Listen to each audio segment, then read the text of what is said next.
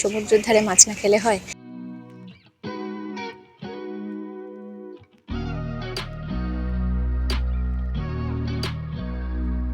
সকালের জাস্ট ফিলটা দিয়ে দিই তোমাদের।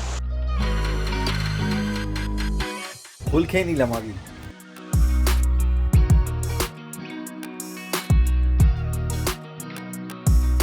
আগে দেখতাম সুইমিং পুলের ফ্যাসিনেশন আছে অনেকের, আজকাল দেখি রেন ডান্সের। দীঘার কাছে অথচ নিরিবিলিতে, যাকে বলে পুরোদস্তুর অফবিট, তার সঙ্গে পাবে ক্যাম্পিং এর স্বাদ। এটাও কি সম্ভব? খুঁজলে সবই সম্ভব, আর সেরকমই একটা সন্ধান দেবো আজ তোমাদের।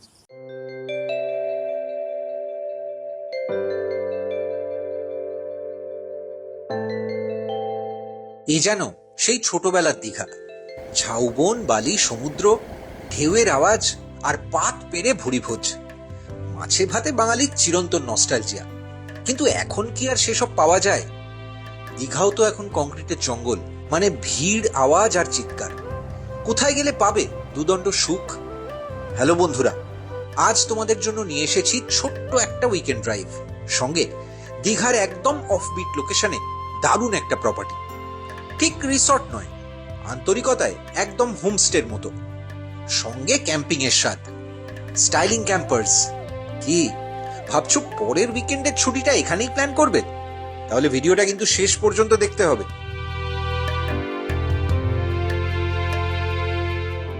তোমরা যারা ট্রেনে আসবে কিংবা এসি ভলভো বাসে অথবা নিজেদের গাড়িতে দীঘা আসার প্ল্যান করছো, তারা কিভাবে স্টাইলিং ক্যাম্পার্সে পৌঁছবে, চলো খুব তাড়াতাড়ি সেটাই এখন দেখে নিই।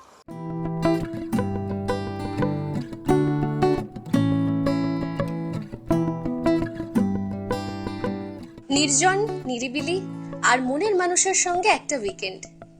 হিল্লি দিল্লি পাহাড় জঙ্গল ঘুরে অবশেষে আমরাও ছুটলাম বর্ষার দীঘা। কোলাঘাট পেরিয়ে 16 নম্বর জাতীয় সড়ক আর সেই চেনা রুট ধরে 212 কিলোমিটারের ড্রাইভ মেরে কেটে 4.5 ঘন্টা, ব্যাস পৌঁছে গেলাম। ওই তো দেখা যাচ্ছে বিশ্ব বাংলা গেট।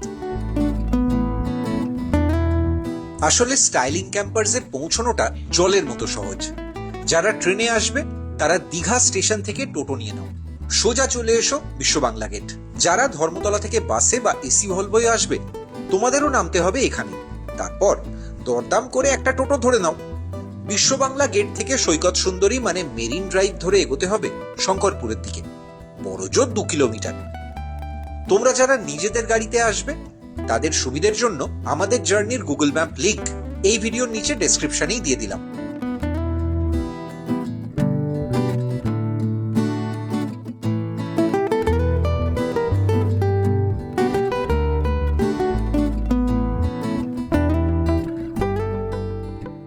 এই দিকটা হচ্ছে দীঘা, মানে দীঘা ওল্ড দীঘা বা নিউ দীঘার যে কানেকশন পয়েন্টটা, ওখান থেকে তোমরা যারা শঙ্করপুরের রাস্তাটা ধরবে, সৈকত সুন্দরী মানে মেরিন ড্রাইভ, সেই রাস্তাটা ধরে চলে আসতে হবে ঠিক এই পয়েন্টটায়। আমি দেখিয়ে দিচ্ছি, দেখো এই ডান দিকে দূরে মোহনা দেখা যাচ্ছে, বোল্ডার ফেলা রয়েছে রাস্তায়, ও পাশে ঝাউবন, ওই দিকটাই কিন্তু শঙ্করপুর। আর ঠিক এই জায়গাটায় এইখানে দেখো, এই যে দেখা যাচ্ছে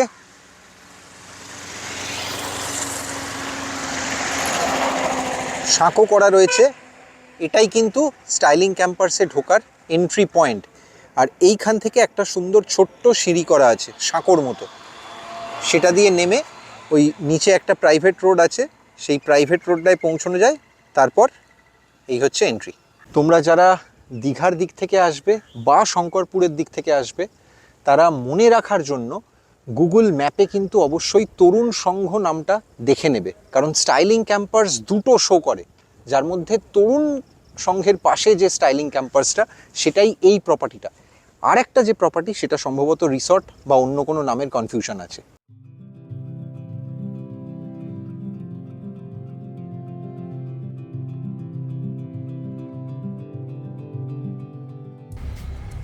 থ্যাংক ইউ। কি গো এটা? ঘোল।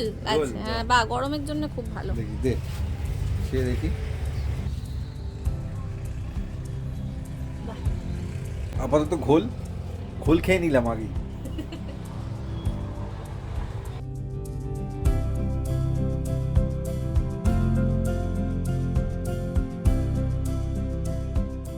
স্টাইলিং ক্যাম্পাসে ঢোকার পর এই গোটা ক্যাম্পাসটার মধ্যে কোথায় কি আছে সেটা একবার তোমাদের খুব কুইক দেখিয়ে দিই। দেখো, এই হচ্ছে বাইরের গেট। এখানে অ্যাকচুয়ালি হচ্ছে যেটা দীঘা শঙ্করপুর কানেক্টর, যে মেরিন ড্রাইভ সৈকত সুন্দরী, সেই রাস্তার ওপরে পাশেই রয়েছে একটা প্রাইভেট রোড, সেখানেই কিন্তু এই স্টাইলিং ক্যাম্পাস। আর লোকেশনের জন্য অবশ্যই তরুণ সংঘ ক্লাবটাও মাথায় রেখো। মেন গেট দিয়ে ঢোকার সঙ্গে সঙ্গে এইখানে হচ্ছে রিসেপশন ওনাদের, তারপর পরপর কয়েকটা ওদের রিসেপশনের পাশেই কিছু কমন ওয়াশরুম আছে, এদিকটা হচ্ছে ওদের ডাইনিং স্পেস, এই পাশে কিচেন। দেখে নাও, এইখানেই হচ্ছে ওদের কিচেন। ওদিকে আরও বেশ কিছু রুম আছে, সেগুলো ডেফিনেটলি তোমাদের দেখাবো। তবে তার আগে যে দিকটায় আমরা আছি সেই স্পেসটা তোমাদের দেখিয়ে দিই। এটা কিন্তু ওদের পরপর পরপর সমস্ত কটেজগুলো, বিভিন্ন কটেজগুলোর খুব ইন্টারেস্টিং নাম আছে। এখানে দ্য কেন, তারপর এপাশে একটা কটেজ, সেটারও দেখে নাও, দ্য মোজ, এটার নাম মোজো। ওকে, মোজো। ওখানেও আরও কটেজ আছে, 3, 4, 5, 6, প্রত্যেকটাই উডেন কটেজ এবং ডাবল বেড অকুপেন্সির অপশান আছে। আরও কি কি আছে সব দেখাচ্ছি। এই জায়গাটা খুব ইন্টারেস্টিং। আর যে জিনিসটা সব থেকে বেশি ইন্টারেস্টিং লেগেছে, যদি আমি তোমাদের একটা 360 ভিউ দেওয়ার চেষ্টা করি এই জায়গাটায়, তাহলে এই যে ইউক্যালিপটাস আর দেবদারু গাছের একদম বলতে পারো পুরো একটা সুন্দর ছায়া ঘেরা গোটা অংশটা, সেটাও কিন্তু খুব ইন্টারেস্টিং। এবং সারাদিন টেম্পারেচার যেমনই থাকুক না কেন, এখানে কিন্তু সর্বক্ষণ হাওয়া দিয়ে যাচ্ছে, খুব প্লেজেন্ট। স্পেশালি আমরা বর্ষায় এসছি বলে হয়তো আরও ভালো লাগছে। ব্যালকনি থেকে বিচ দেখা গেলেই পকেটে ছেঁকা, আর বাজেট কম মানে সমুদ্র থেকে দূরে হোটেল, দীঘার কাছে অফবিট, তাও কি বাস্তব? শুনতে যতই সোনার পাথর বাটি মনে হোক, এমন লোকেশন কিন্তু আছে যেখানে ওল্ড দীঘার ভিড় নেই কিংবা নিউ দীঘার হই হট্টগোল। তবে তার জন্য শঙ্করপুর বা তাজপুর ছুটতে হবে না, একদম মোহনার কাছেই এই স্টাইলিং ক্যাম্পাসের লোকেশনটা কিন্তু খাসা, কি বলো? এবার আমাদের কটেজের বাইরেটা দেখাই, কারণ সেটাও একটা আলাদা করে দেখানোর মতোই বিষয়। আর এখানে কিন্তু প্রত্যেকটা কটেজের একটা করে আলাদা আলাদা নাম দেওয়া আছে। যেমন আমাদেরটার নাম হচ্ছে মঙ্কউড, মানে আমি জানি না নামটা কেন রাখা হয়েছে, কিন্তু নামটা বড় সুন্দর। আর এই অদ্ভুত একটা কাঠ আর জঙ্গলের যে ফিল, যেটা সমুদ্রে এসে আমরা পাচ্ছি, তার সঙ্গে এটা খুব খাপ খাইয়ে গেছে। আর যেটা খুব ভালো লেগেছে সেটা হচ্ছে এই যে একটা ওয়াল আর্ট, তার সঙ্গে কিন্তু সামনে একটা কফি টেবিল আছে, মানে সন্ধ্যের স্ন্যাক্সটা এখানে খাওয়া যেতেই পারে আজ। আর চাইলে সকালে কিন্তু প্রকৃতি দেখতে দেখতে সকালবেলা চা কফিটা তোমরা এখানে খেতে পারো। এখানে একটা সুন্দর ওই কাঠের ছোট্ট ঘেরা দিয়ে ব্যালকনি মতো, আর আর্টিফিশিয়াল গ্রাস দেওয়া আছে, মানে প্রকৃতির কাছাকাছি থাকার ফিলটা পাওয়ার সমস্ত রকম চেষ্টা চোখে পড়ছে। এবার চলো রুমটা কেমন সেটা দেখি।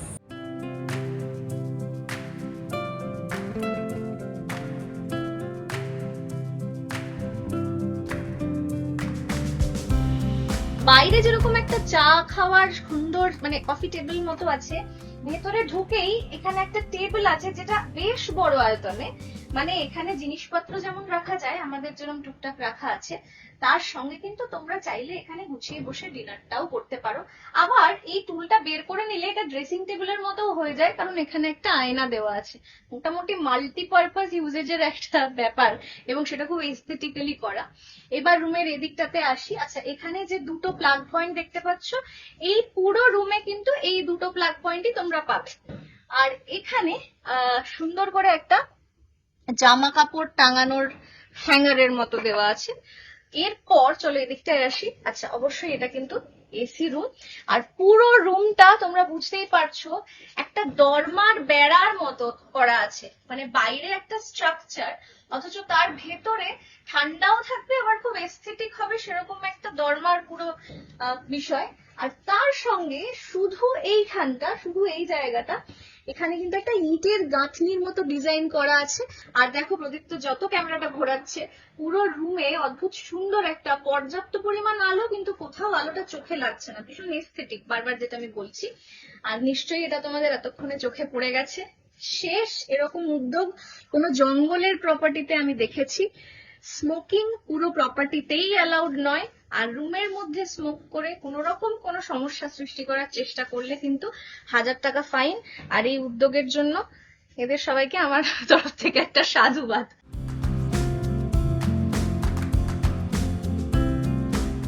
এখানে কিন্তু 2 জন অ্যাডাল্ট অনায়াসে থাকতে পারবে, ততটাই সাইজ, ডাবল বেড একটা বেড, এবং সঙ্গে একজন বাচ্চা, মানে এটাই প্রভিশন। এর সঙ্গে এখানে একটা ব্ল্যাঙ্কেট দেওয়া আছে, যেহেতু এসি রুম। এখানে টাওয়েল একটা ভাঁজ করে রাখা আছে, সঙ্গে টয়লেট্রিজ, একটা চিরুনি। আমার আর প্রদীপ্ত দুজনেরই মনে হয়েছে এই রুমে একটা কাবার্ড থাকলে বোধহয় আরো একটু সুবিধে হতো। কিন্তু আবার তার সঙ্গে এটাও বুঝতে পারছি যে রুমটা সাজানো গোছানো যে এস্থেটিক ব্যাপারটা, সেটা হয়তো ওরা একটা কাবার্ড দিয়ে নষ্ট করতে চাননি। ডরমার এই কালার কম্বিনেশনটার সঙ্গে মিলিয়ে কিন্তু ফ্লোরিংটাও করা আছে। তোমাদের দেখে মনে হবে এক ঝলকে এটা উডেন ফ্লোর, আসলে তা নয়, এটা একটা উড ম্যাট বা ওই ফিনিশের একটা ম্যাট করা আছে।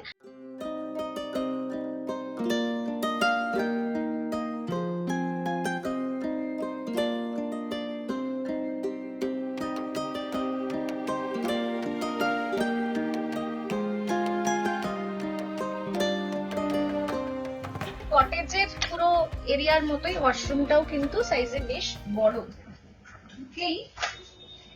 এখানে আছে ওয়াশ বেসিন, তার সঙ্গে একটা ছোট্ট আয়না, এখানটাতেই আলোটা।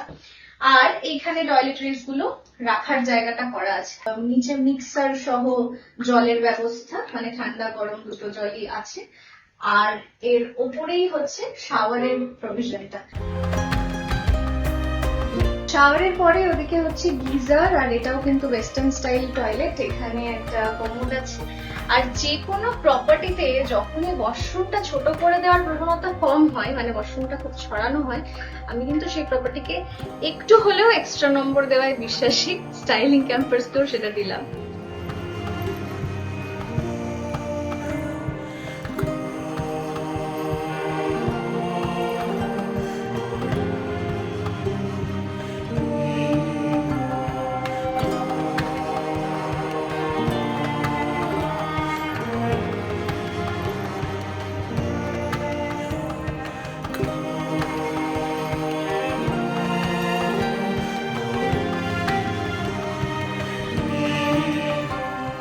তো আগে তোমাদের বলে দিই, প্রদীপ্ত যতক্ষণে খাবার তোড়জোড় করছে ততক্ষণে সব থেকে বড় সমস্যা হচ্ছে যেভাবে ডেকোরেট করে ওরা প্লেটটা দেন খাবারটা, তারপরে ভাতটা ভাঙতেও কিন্তু একটা বেশ মনে ব্যথা হয়। সব জায়গাতেই এটা হয়, যারা একটু সাজিয়ে গুছিয়ে খেতে দেন। যাই হোক, চট করে একটু আইটেমের রিভিশন হয়ে যাক। এখানে একটা প্রশ্নপত্র, কি কি প্রশ্ন এসেছে? প্রশ্নপত্র দ্বারা এগুলো এটা মনে রাখা খুব কঠিন হয় সবসময় আমার।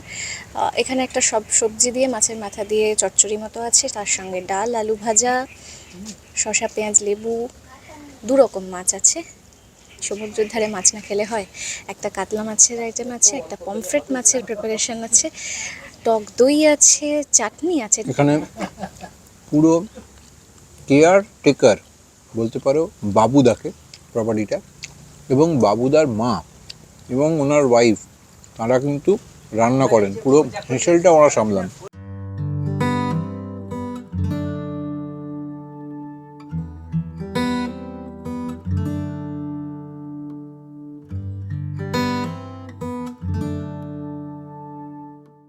কাতলা মাছ পর্যন্ত পৌঁছতে পেরেছি। মাছের দুটো বিষয়, মানে এইখানে মাছ যেহেতু রোজকারটা ওরা রোজ সকালে নিয়ে আসেন, তাই মাছ খুব ফ্রেশ, প্রথম কথা। দ্বিতীয় কথা, কাতলা মাছের পিসের সাইজ কিন্তু বেশ জবরদস্ত। পুরো মাছেরই তো জায়গা, মানে ধরো এখানে শঙ্করপুরও খুব কাছে, দীঘাও খুব কাছে, মোহনাও খুব কাছে, তবে ওরা কিন্তু দীঘা মার্কেট থেকে ফ্রেশ মাছ নিয়ে আসেন।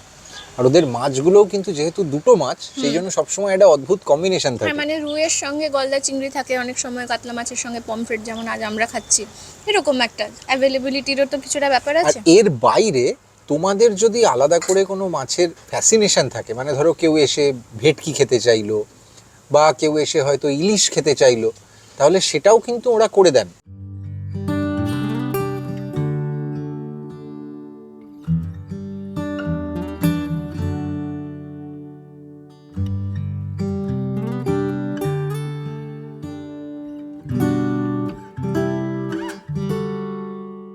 পমফ্রেটের ভালো সাইজ, মানে একদম মাঝারি যে বড় বলতে পারো। পমফ্রেট হয় বা ছোট, ছোট নয় খুব, আবার যে বিশাল বড় যে পুরো একদম এক হাতের পাঞ্জার মতো পমফ্রেট সেটাও নয়, মাঝারি মাঝারি size। সাইজের পমফ্রেট, কিন্তু খুব ভালো। এই দেখ টেস্টটা, পমফ্রেটটা খুব সুন্দর হয়েছে খেতে।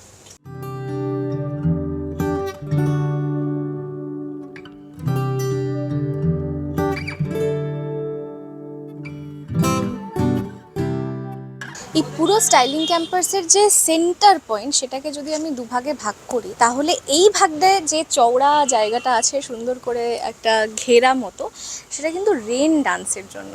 আজকাল কিন্তু অনেকেরই দেখি, আগে দেখতাম সুইমিং পুলের ফ্যাসিনেশন আছে অনেকের, আজকাল দেখি রেন ডান্সের। বিশেষ করে সেটা যদি বড় গ্রুপ হয়, এর একটা আলাদা চার্জ আছে, কারণ এর একটা সেট আপ করতে হয়। সেটা তোমরা কথা বলে নিতে পারো, নিচে ডেসক্রিপশনে তো কন্ট্যাক্ট নাম্বার দেওয়াই আছে। সন্ধে হতে না হতেই একদম বদলে গেল ক্যাম্পাসের মেজাজ। নোনা হাওয়া আর ঢেউয়ের আওয়াজের সঙ্গে পাল্লা দিচ্ছে ঝিঁঝির ডাক।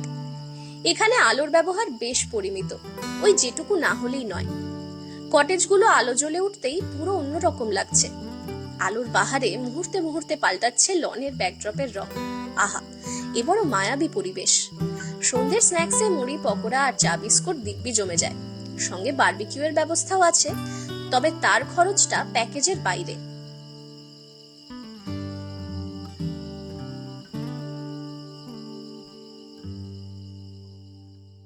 যে কোনো বিচ প্রপার্টিতে সন্ধ্যের আলো তার মুডটা সেট করে দেয়। আমরা এর আগে একই জিনিস কিন্তু দুবলাগড়িতে দেখেছিলাম, ওশিয়ান ব্রিজ রিট্রিটে। ওখানেও কিন্তু আলোকসজ্জা পুরো সন্ধ্যেটা পাল্টে দেয়। আর খুব রিসেন্টলি আমরা গিয়েছিলাম সিয়ালি, সেখানে আনভি বিচ রিসর্টে যে আলোর ব্যবহার আমরা দেখেছিলাম, সেটা সত্যি অস্বীকার করা যায় না, দুর্দান্ত। তোমরা যদি কোনোভাবে ওই ব্লগটা না দেখে থাকো, তাহলে অবশ্যই বলবো ব্লগটা দেখো। ব্লগটার লিঙ্ক করে দিলাম এই ভিডিওর সঙ্গে আই বাটনে, ডেসক্রিপশানেও নিচে লিঙ্কটা দেওয়া রইল। অবশ্যই এই ভিডিওটা, এই পর্বটা শেষ করার পর দেখতে ভুলো না।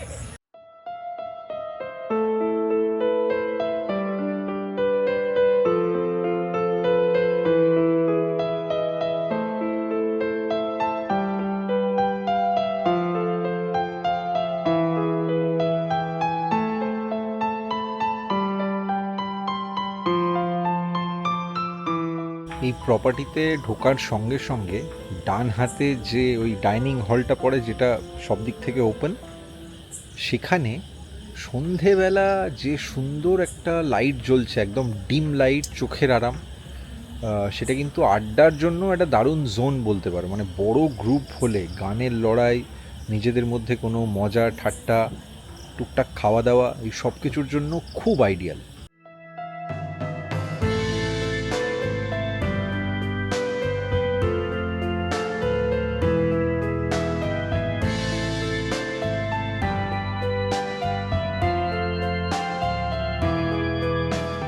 স্টাইলিং ক্যাম্পার্সের যেখানটা হচ্ছে মেন লনটা বলতে পারো, যার চারপাশে সব কটেজগুলো, তোমরা হয়তো সকাল থেকেই দেখছো যে ওই রকম একটা স্টেজ করা রয়েছে, যেটাই দেখো এই মুহূর্তে সব পরপর পরপর চেঞ্জিং আলোয় ক্ষণে ক্ষণে রং পাল্টে যাচ্ছে।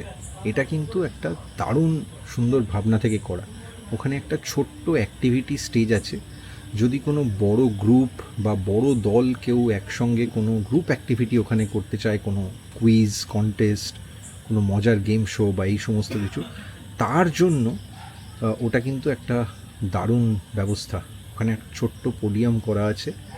তো তোমরা যদি এখানে এরকম কোনো বড় দল কিছু ভেবে দেখতে চাও, সেটাও কিন্তু দারুণ অপশান।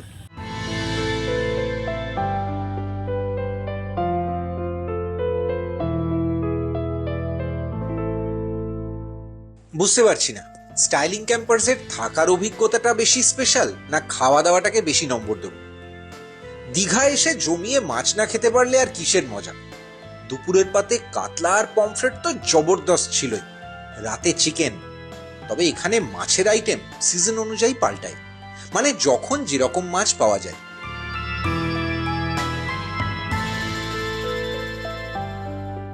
রুটি, পটলের একটা খুব সুন্দর প্রিপারেশন, আর চিকেন। এখানে ডিনারে তোমরা যেরকম যে প্রেফার করো, যারা রুটি খেতে পছন্দ করো বা যারা ভাত খেতে পছন্দ করো, দুটোই ওরা দেন। আর এখানে ডিনার টাইমটাও মোটামুটি 9টা থেকে 11টা। 9টা থেকে 11টা।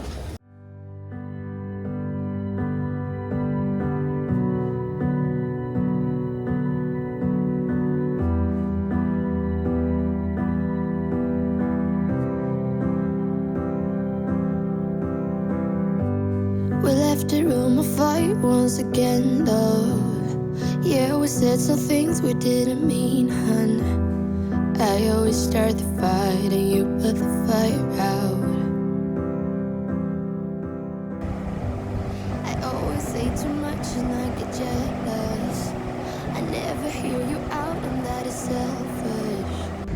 I always start the fight and you put the fire out. ভরা বর্ষার একটা মেঘলা সকালে শঙ্করপুর থেকে স্বাগত তোমাদের। এতক্ষণে তোমরা হয়তো ভাবছো যে আমরা ছিলাম স্টাইলিং ক্যাম্পার্সে, সেখান থেকে শঙ্করপুর কিভাবে এলো। এটা কিন্তু খুব মজার। তার আগে সবার আগে সকালের জাস্ট ফিলটা দিয়ে দিই তোমাদের।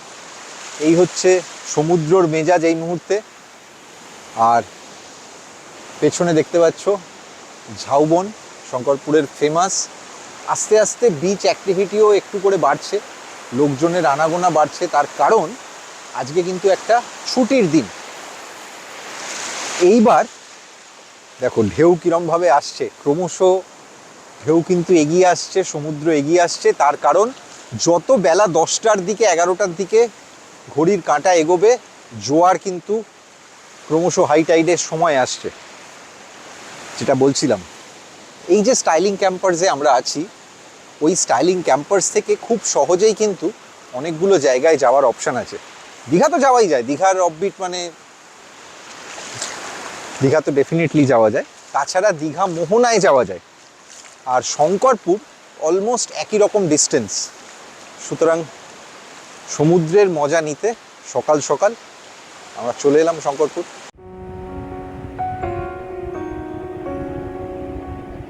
স্টাইলিং ক্যাম্পাস থেকে শঙ্করপুর বিচ বড়জোর 4 কিলোমিটার। আজ এসেছি শুধু এই মেঘলা দিনের ফিলটুকু নিতে। চাইলে শঙ্করপুর মাছের আড়তটাও দিব্যি ঘুরে নেওয়া যেত। কি ভাবছো দীঘা কেন গেলাম না? যাব ওল্ড দীঘা, নিউ দীঘা সব যাব, তোমাদের ঘুরিয়েও দেখাবো। তবে তার জন্য তোমাদের নজর রাখতে হবে এই উইকেন্ড ড্রাইভের পরের পর্বে। তাই যারা এখনো চ্যানেলটা সাবস্ক্রাইব করনি, এখনই সাবস্ক্রাইব করে নাও।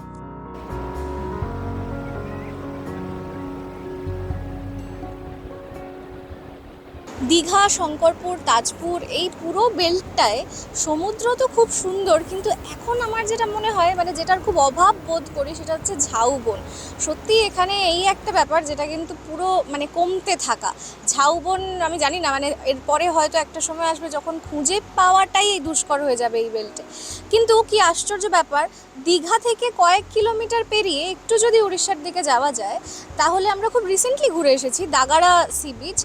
সেখানে এত এখনো পুরো বিষয়টা মানে ঝাউবন, তার সঙ্গে সমুদ্র, অদ্ভুত সুন্দর এখনো পুরো বিষয়টা। কারণ ওখানে দোকানপাট কম, টুরিস্ট কম, আর্টিফিশিয়াল বিষয়টা কম। তোমরা যদি একটু ভিড়ভাড় এড়িয়ে যদি একটু নিরিবিলিতে বিচ খোঁজো, তাহলে কিন্তু অবশ্যই তোমাদের একটা উইকেন্ড ডেস্টিনেশন হতে পারে দাগাড়া। লিঙ্কটা ওপরে আই বাটনে থাকবে, নিচে ডেসক্রিপশনেও থাকলো। এই ব্লগটা দেখে অবশ্যই ওটা গিয়ে দেখো।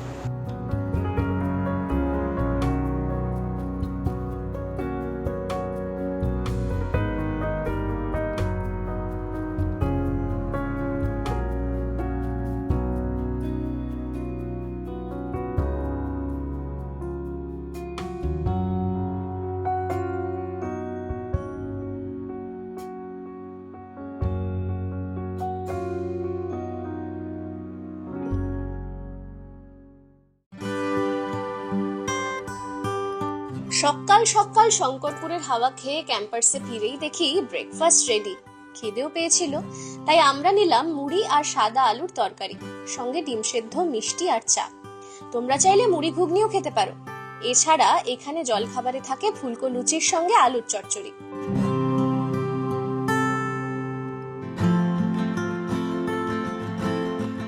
যে কোনো ক্যাম্পিং প্রপার্টিতে তোমরা বিশেষ করে যদি শীতকালে আসো তাহলে কিন্তু একটা বড় অ্যাট্রাকশন হচ্ছে বনফায়ার, বারবিকিউ, এগুলো সেটার ব্যবস্থা এই স্টাইলিং ক্যাম্পাসেও আছে।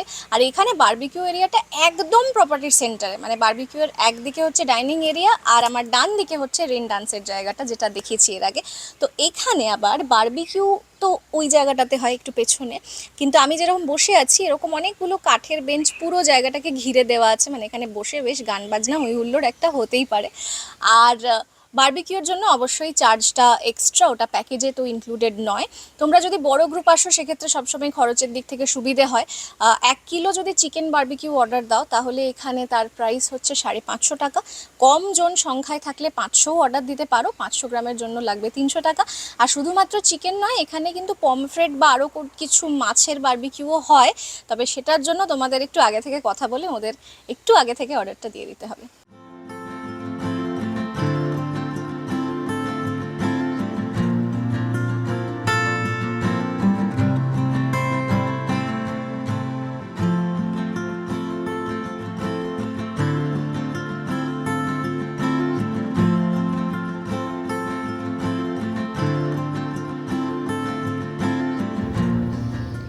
চলো এবার তোমাদের এই স্টাইলিং ক্যাম্পাসে যেটা 6 বেডেড রুম সেটা দেখাই, এসো আমার সঙ্গে। এই রুমটাও কিন্তু অন্য রুমগুলোর মতোই, আমাদের ডাবল বেডরুমগুলোর মতোই, একটা দরমার বেড়া দিয়ে এবং পুরো লাইটিংটা একই রকম। এখানে বিছানার প্রভিশনটা খুব সুন্দর। এখানে একটা ডাবল বেড আছে, তার ওপরে একটা বাংকার। বাংকারেও কিন্তু অ্যাডাল্ট এবং বাচ্চা যে কেউ থাকতে পারেন, মানে 6 জন অ্যাডাল্টও এই রুমটাতে থাকতে পারেন, কারণ বাঁ দিকেও একই রকম প্রভিশন, ওপরে বাংকার এবং নিচে একটা সুন্দর ডাবল বেড।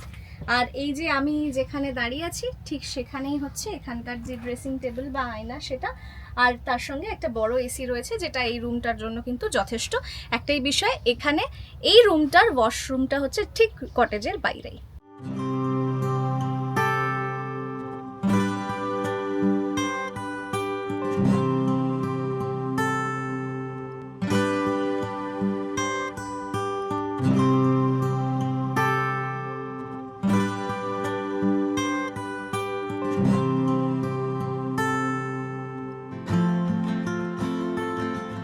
স্টাইলিং ক্যাম্পাসের প্রপার্টিটায় 6 বেডেড এবং 4 বেডেড যে রুমগুলো সেগুলোয় আসতে গেলে কিন্তু এই পুকুর ধারের রাস্তাটা দিয়ে আসতে হয়। পুরো রাস্তাটা এরকমভাবে স্ল্যাব ফেলা রয়েছে, চেকার্ড স্ল্যাব।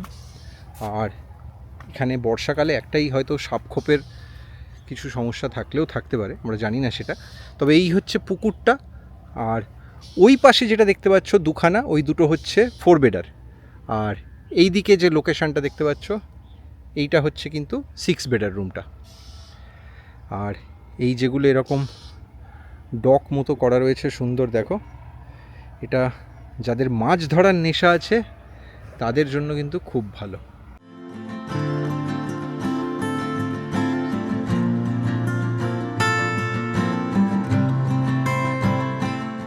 স্টাইলিং ক্যাম্পাসে কিন্তু প্রত্যেকটা রুমই এসি রুম বা এসি কটেজ বলা ভালো, আর প্রত্যেকটা কটেজেরই ফেসিলিটি কম বেশি একই রকম। এখানে ট্যারিফের যে ব্যবধানটা হয় সেটা তোমরা কতজন আসছো তার উপর নির্ভর করছে, মানে 2 জন এলে যা লাগবে, 4 জন এলে তার থেকে একটু কম, 6 জন এলে তার থেকে আরও কম, মানে যত বড় গ্রুপ তোমাদের সুবিধে তত বেশি হবে বাজেটের হিসেবে। 2 জন এলে প্রত্যেকের জন্য মাথাপিছু লাগবে 1650 টাকা করে, যেটা আমাদেরও লেগেছে। তোমরা যদি 4 জন আসো একসঙ্গে তাহলে মাথাপিছু সেটাই কমে হয়ে যায় 1350 টাকা করে। আর যদি 6 জন আসো তাহলে মাথাপিছু তোমাদের লাগবে 1250 টাকা করে। এখানে সব মিলিয়ে মোট 9টা কটেজের ব্যবস্থা আছে, যার মধ্যে 2টো 4 বেডেড, একটা 6 বেডেড, আর বাকিগুলো প্রত্যেকটাই হচ্ছে ডাবল বেড।